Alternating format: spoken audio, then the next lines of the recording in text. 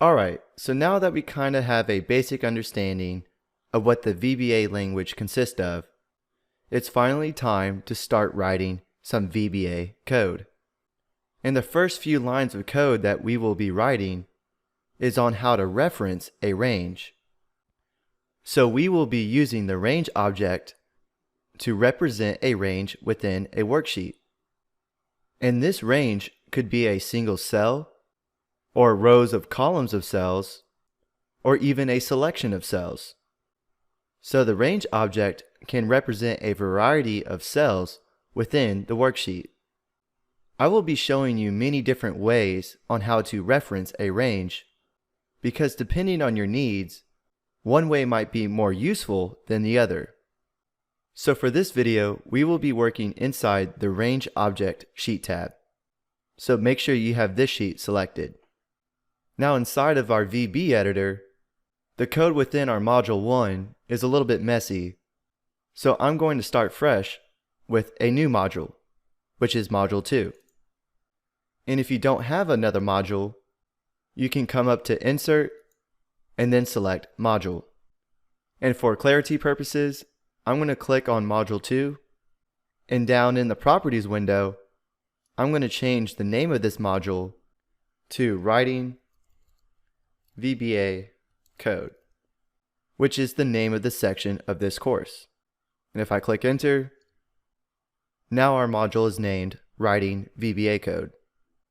So inside of this module, in order to start writing lines of code, we need to insert a sub-procedure.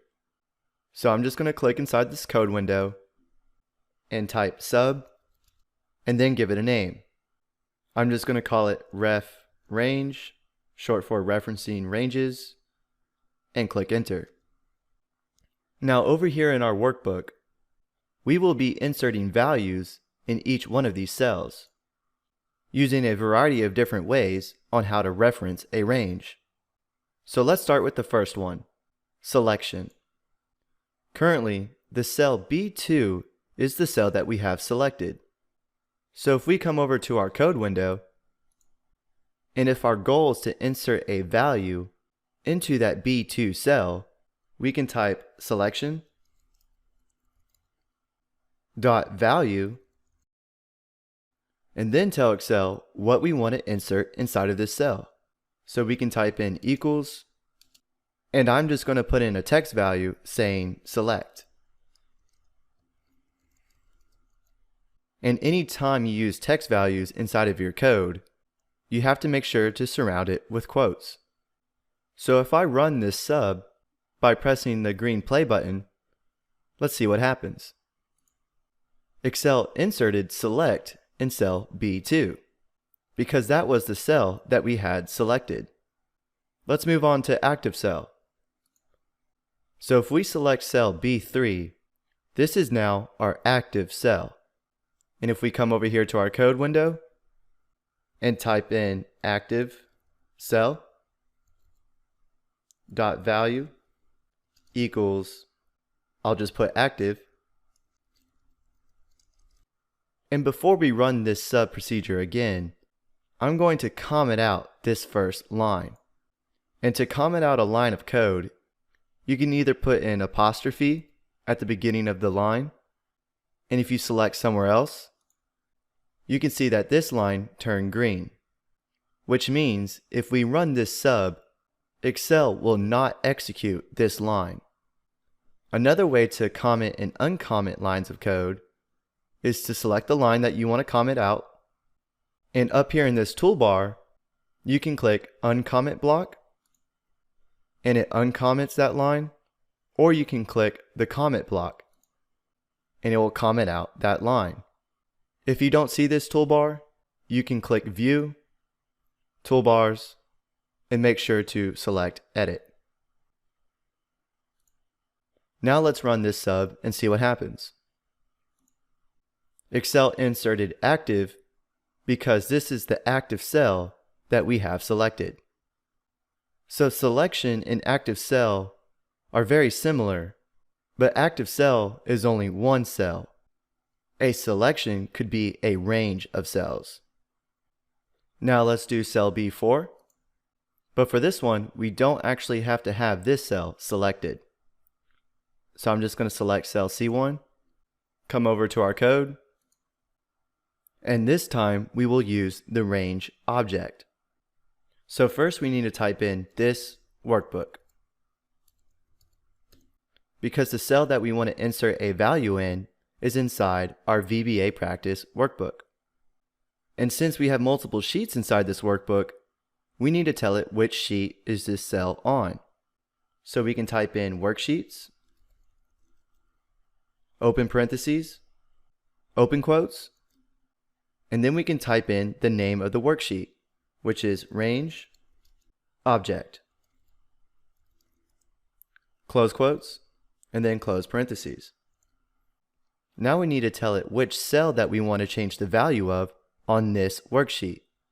So we can type in range, open parentheses, open quotes, and the cell that we want is B4.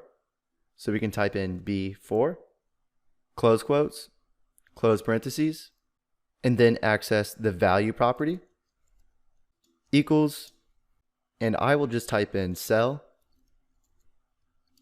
B4. So what this code is saying is that inside of this workbook, on the range object worksheet, for cell of B4, input the value of this text. So let me comment out this line of code and then run our sub. And we can see that this text value was inserted into cell B4. So this was the long way of writing out this piece of code. For example, let me show you the quick way for cell B5.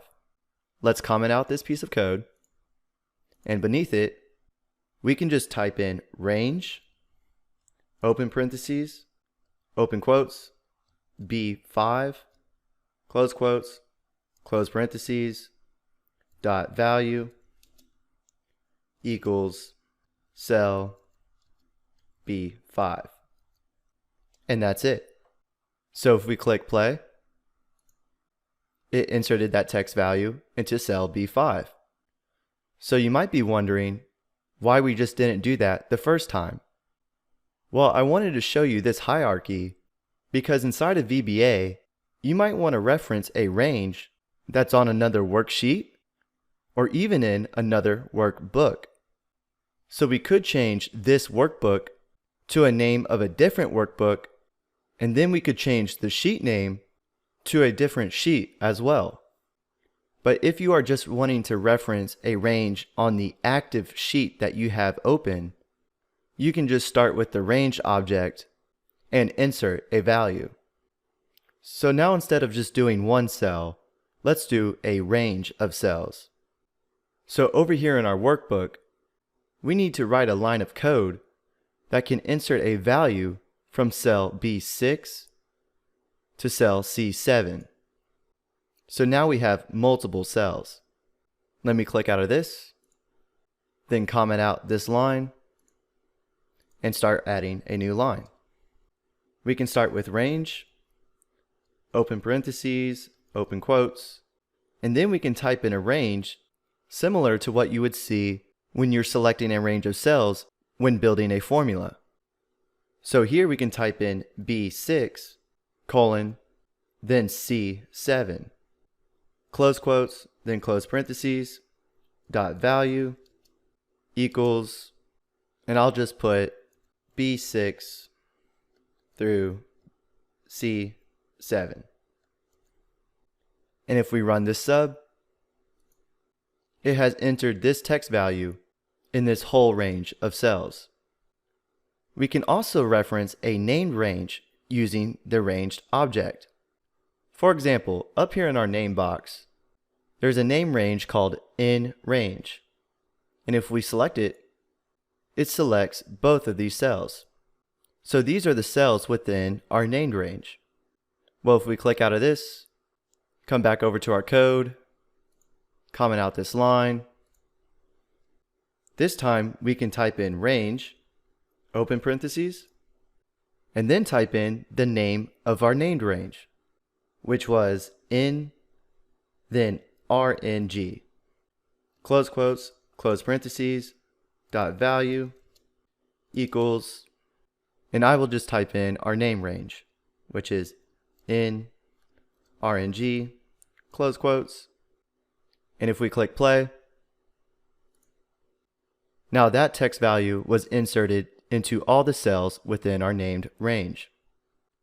Another way to reference a range is by providing the row number and the column number of the cell that you want to insert a value in.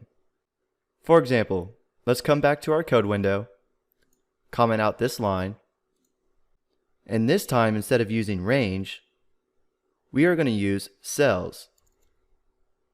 And then we can put open parentheses, and here we are trying to insert a value into cell B9. Well, for cells, it's asking for a row number and a column number. So for this cell, we know it's in row number 9 because it's the 9th row down. Then we can put comma, and for our column number, we can put 2 because column B is the second column in our worksheet. Then we can put close parentheses, dot value equals, and I'll just put cell 9, comma 2, close parentheses, close quotes, and if we run our sub, that text value was inserted into cell B9 because it was the 9th row down and the second column over. Now let's do one more. So let's comment out this line, and let's use cells again, open parentheses. So for our row index number, we need to put 10 because the cell that we want to insert a value in is in row 10, comma, and now for the column number, instead of putting 2, we can actually just put the column letter, which in this case is column B. So we can put open quotes, B, close quotes, close parentheses, and I know that we've been putting dot value at the end of our range objects, but by default, if you don't put anything after the object, it automatically assumes value. So technically, you don't have to use value if you're inserting a value.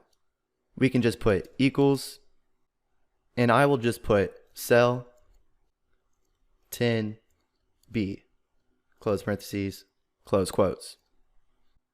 And if we click play, it inserted that text value into cell B10.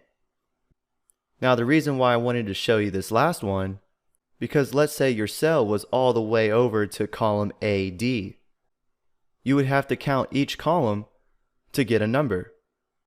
So instead of counting, you can just put the column letter.